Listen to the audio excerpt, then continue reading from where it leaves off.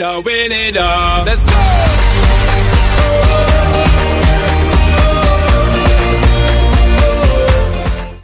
Ya baik, perkenalkan nama lengkap saya Petrus Boli Hasan dengan NPM 2021 1450199. Di sini saya akan menjelaskan mengenai faktor-faktor yang mempengaruhi hasil pembelajaran. Yang pertama kita lihat ada pembelajaran. Kita mengetahui apa itu pembelajaran. Baik, jadi pembelajaran adalah sebuah proses belajar, proses yang terjadi sepanjang hidup manusia. Proses ini memberikan pengaruh atau hasil dari proses belajar terhadap setiap individu yang kemudian terlibat dalam proses pembelajaran. Pengaruh ini dapat berupa peningkatan atau perbaikan dari berbagai aspek individu tersebut, seperti ilmu pengetahuan, keterampilan, ataupun sikap. Yang pertama adalah hasil pembelajaran. Nah, ini kemudian dipengaruhi oleh berbagai faktor yang menentukan apakah hasil yang kemudian didapatkan adalah hasil maksimum ataupun hasil minimum. Dari proses belajar tersebut, bahkan bukan tidak mungkin bahwa seorang individu tidak dapat menghasilkan atau mendapatkan hasil apapun dalam proses belajar yang diikuti. Jadi, tak hanya hasil dari proses pembelajaran yang kemudian dipengaruhi oleh berbagai faktor. Namun, proses belajar itu sendiri juga dipengaruhi oleh faktor-faktor tertentu yang kemudian kembali berimbas terhadap hasil atau pengaruh yang ditimbulkan faktor tersebut. Jadi yang pertama, pembelajaran mengandung makna adanya kegiatan mengajar dan belajar, di mana pihak yang mengajar adalah guru dan yang belajar adalah siswa, yang berorientasi pada kegiatan mengajarkan materi, yang berorientasi pada perkembangan pengetahuan, sikap, dan keterampilan siswa sebagai sarana pembelajaran. Dalam proses pembelajaran akan mencakup berbagai komponen lainnya seperti media, kurikulum, dan fasilitas pembelajaran. Yang kedua, menurut Darsono tahun 2002, secara umum menjelaskan pengertian pembelajaran sebagai suatu kegiatan yang dilakukan oleh guru sedemikian rupa sehingga tingkah laku siswa berubah ke arah yang lebih baik.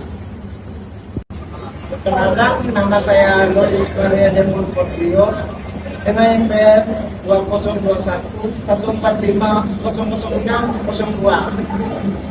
Di sini saya akan menjelaskan tentang faktor yang mempengaruhi proses dan hasil pembelajaran. Yang pertama itu menurut Bugi Pinsya. Secara global, faktor yang mempengaruhi siswa terbagi menjadi 3 macam, yaitu faktor internal siswa, faktor eksternal siswa, dan faktor pendekatan belajar. Yang pertama, faktor internal. Faktor internal merupakan faktor yang berasal dari dalam diri siswa, meliputi aspek yaitu yang pertama, psikologis adalah faktor yang berhubungan dengan kondisi fisik individu.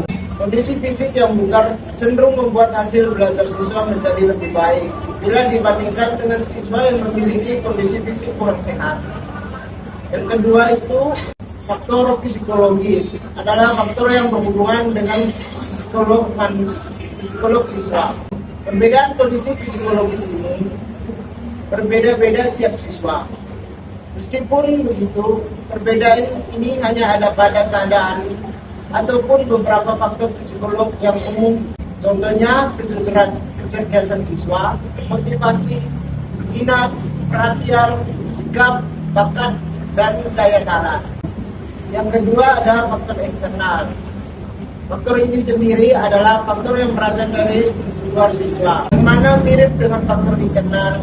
Faktor ini terbagi menjadi 2, yaitu yang pertama, faktor lingkungan sosial. Ialah faktor lingkungan di mana kemudian siswa mengalami sosialisasi dengan individu dan masyarakat lainnya, seperti lingkungan masyarakat, lingkungan keluarga, dan lingkungan sekolah. Faktor lingkungan non sosial ialah faktor lingkungan di mana siswa hidup dan mempengaruhi siswa tersebut, yang tentunya bersifat non sosial atau non kemasyarakatan. Contohnya adalah lingkungan alam seperti udara yang segar, suhu yang pas, atau dengan kata lain tidak terlalu panas ataupun tidak terlalu dingin. Dan yang lainnya yaitu sinar matahari yang tidak terlalu menyilaukan. Selain itu, ada pula sarana dan prasarana penunjang pembelajaran siswa. Yang ketiga ada faktor pendekatan belajar. Faktor pendekatan ini berkaitan dengan pendekatan yang digunakan baik siswa ataupun guru dalam melakukan proses belajar agar hasil belajar yang diperoleh dapat semaksimal mungkin. Baik, saya akan melanjutkan untuk menjelaskan materi, tapi sebelumnya saya memperkenalkan diri. Perkenalkan, nama saya Delika Sibule dengan NPM 2021-14900-189. Baik, di sini saya akan melanjutkan tentang faktor yang menurut Abi Samsudin Makmun di tahun 1995 ada 3 faktor yang mempengaruhi proses dan hasil belajar siswa di sekolah, yaitu faktor input atau masukan. Faktor ini meliputi raw input atau masukan dasar yang mengembangkan kondisi individual anak dengan segala karakteristik fisik dan psikis yang dimilikinya. Kemudian ada instrumental input atau masukan instrumental yang mencakup guru kurikulum, materi, sarana dan prasarana. Kemudian ada environmental input atau masukan lingkungan yang mencakup lingkungan fisik, geografis, sosial, dan lingkungan budaya. Kemudian bagian kedua faktor proses menggunakan bagaimana ketiga input tadi yang saling bekerja sama dengan proses belajar. Kemudian ketiga faktor output. Faktor output adalah perubahan yang diharapkan pada siswa setelah melakukan proses pembelajaran. Kemudian ada juga menurut Rohman Natawijaya pada tahun 1984 yang mengemukakan 5 unsur yang mempengaruhi kegiatan belajar siswa di sekolah. Ada beberapa unsur, yaitu 1. Unsur tujuan, berkaitan dengan tujuan siswa dan guru dalam melakukan proses pembelajaran. Kemudian ada kedua, pribadi siswa, berkaitan dengan aspek internal atau pribadi siswa itu sendiri, yakni fisik dan psikologi siswa. Kemudian ada yang bagian ketiga, yaitu bahan pelajaran merupakan bahan yang digunakan oleh guru atau yang akan dipelajari oleh siswa. Kemudian yang keempat, ada perlakuan guru. Bagaimana cara mengajar serta kepribadian guru tentu saja berpengaruh terhadap proses belajar serta kondisi mental siswa. Kemudian ada yang bagian terakhir atau nomor 5, yaitu fasilitas, berhubungan dengan sarana dan prasarana penunjang pembelajaran. Saya Piranti Fayustiani dengan NPM 2021-14500-156. Di sini tadi sudah mendengar dari beberapa ahli yang sudah dijelaskan oleh teman saya. Kita dapat tarik kesimpulan atau dipersempit itu berbagai faktor menjadi 4 faktor utama, yaitu ada faktor lingkungan. Faktor lingkungan itu berkaitan dengan lingkungan yang dialami siswa. Terus yang kedua ada faktor instrumental, yaitu berkaitan dengan bahan ajar, metode, dan pendekatan yang dipergunakan. Terus yang ketiga ada kondisi fisik, yaitu kondisi yang meliputi kondisi jasmani atau tubuh dari siswa. Terus yang keempat ada kondisi mental yang meliputi kondisi fisik dan kondisi psikologi siswa. Nah, faktor lingkungan yang mempengaruhi proses dari hasil belajar itu ada 2 lingkungan nih. Yang pertama lingkungan sosial. Lingkungan sosial itu terdapat 3 bagian, yaitu lingkungan sosial masyarakat, lingkungan sosial keluarga, lingkungan sosial sekolah. Nah, terus sosial non sosial, yaitu apa sih? Itu ada dua lingkungan, yaitu lingkungan alamiah Dan yang kedua itu faktor materi pembelajaran. Nah, selanjutnya ada faktor instrumental yang mempengaruhi proses dan hasil belajar. Yaitu ada 3. Yang pertama sarana dan fasilitas. Terus yang kedua ada guru. Yang ketiga itu ada kurikulum. Terus selanjutnya kondisi fisik yang mempengaruhi hasil pembelajaran. Yaitu ada 2 faktor nih.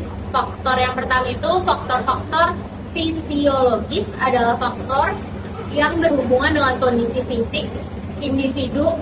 Faktor-faktor ini dibedakan menjadi 2 macam, yaitu keadaan jasmani dan keadaan fungsi jasmaninya.